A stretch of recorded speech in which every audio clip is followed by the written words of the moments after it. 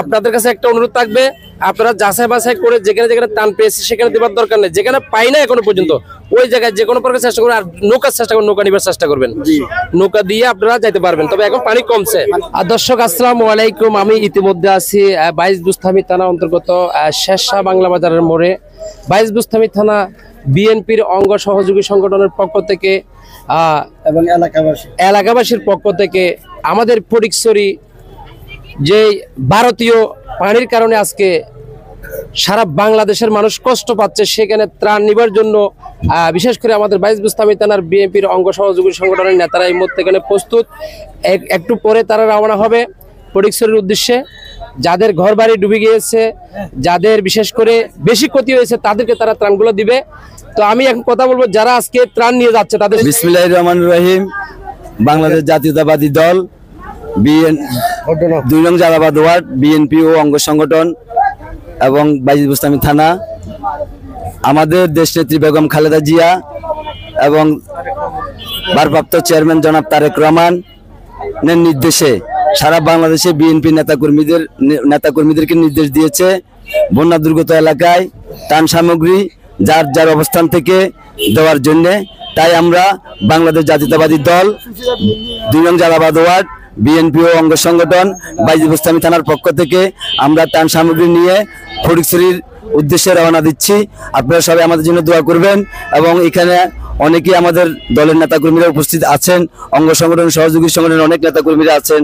আমার পাশে আছেন বাজিত থানা বিএনপি সমাবেশক সম্পাদক মনোহর হোসেন বাবুল, আমাদের এখানে বিএনপি চট্টগ্রাম মহানগর স্বেচ্ছাসেবক দলের সহ সম্পাদক ইব্রাহিম, আমাদের মাঝে উপস্থিত আছেন বিএনপির নেতা তরুণ বিএনপির নেতা আলমগীর, আমাদের মাঝে উপস্থিত আছেন তরুণ বিএনপির নেতা যুবদল নেতা সেলিম এবং শরীফ ভাই সহ আরো যুবদল ছাত্র আমাদের মনসুর ভাই, আলমগীর, আলাউদ্দিন এবং মাহবুব, 2 নং জালালাবাদ ওয়ার্ড বিএনপি সহসভাপতি মাহবুব সহ আরো অনেকে আছেন, অঙ্গ সংগঠনের মহিউদ্দিন সহ অনেকে অঙ্গ সংগঠন সহযোগী সংগঠনের নেতৃবৃন্দ আছেন।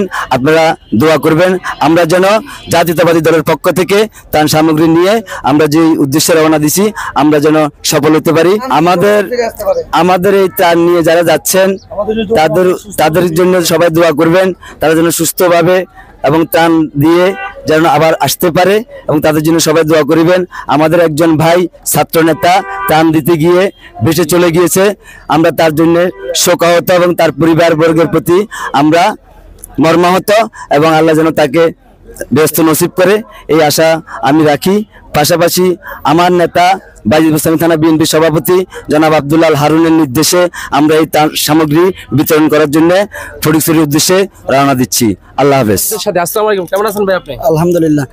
আপনার উদ্দেশ্য কি? আমাদের উদ্দেশ্য যারা বন্যা কবলিত ক্ষতিগ্রস্ত হয়েছে তাদেরকে আমরা একটু সহযোগিতা করা, সহযোগিতার হাত বাড়ানো এবং আগামীতেও আমরা সহযোগিতার হাত আমরা অব্যাহত রাখবো ইনশাল্লাহ।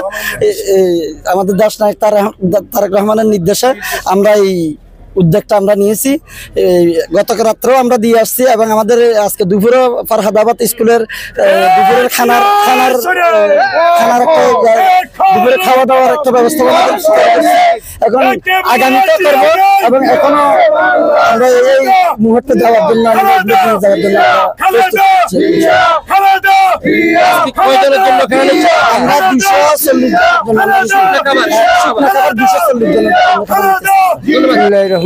বাংলাদেশ জাতীয়তাবাদী পক্ষ থেকে আজকে ত্রাণ বিতরণের অনুষ্ঠানে ফটিকছড়ির দিকে আমাদের একটি ট্রাক বিএনপি সদস্য বিন্দু এবং যারা আছে বাজিত থানার উপলক্ষে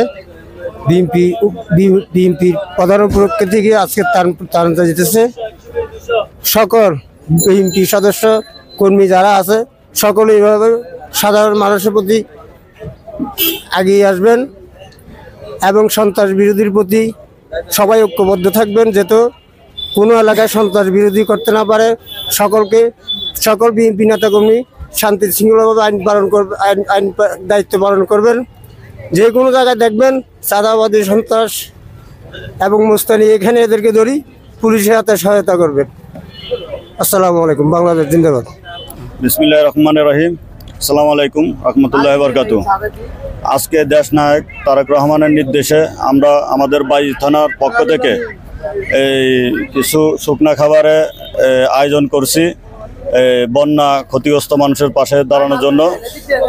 তো আমরা এই 240 জনের ইয়ে করছি।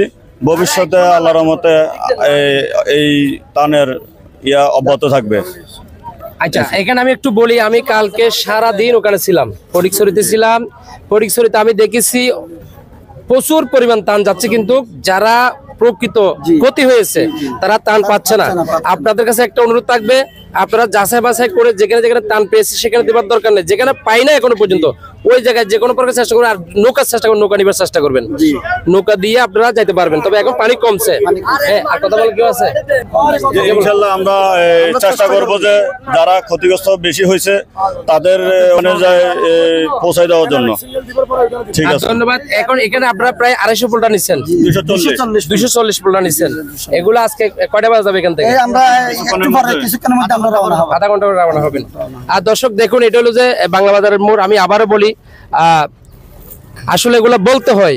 ভারতে যে পানিটা ছাড়ছে হঠাৎ করে আমাদেরকে বলে নাই, যদি বলতো তাহলে অনেক মানুষ ক্ষয়ক্ষতির থেকে বাঁচতো। তো ভারতের পানিগুলো ছাড়ার কারণে হঠাৎ করে আজকে ফটিকছড়ি, ফেনী, কুমিল্লা, লক্ষ্মীপুর, নোয়াখালী বিভিন্ন অঞ্চলে পানি ঢুকে হাজার হাজার মানুষ আজকে কষ্ট পাচ্ছে। তাদের জন্য আজকে আমাদের ভাইরা বাংলাদেশ জাতীয়তাবাদী দলের যে সকল নেতা কর্মীরা আজকে দেখেন বাইজিদ বুস্তামি থানার পক্ষ থেকে তারা ত্রাণ নিয়ে ফটিকছড়ির উদ্দেশ্যে রওনা হচ্ছে। এ বলে শেষ করলাম। আসসালামু আলাইকুম।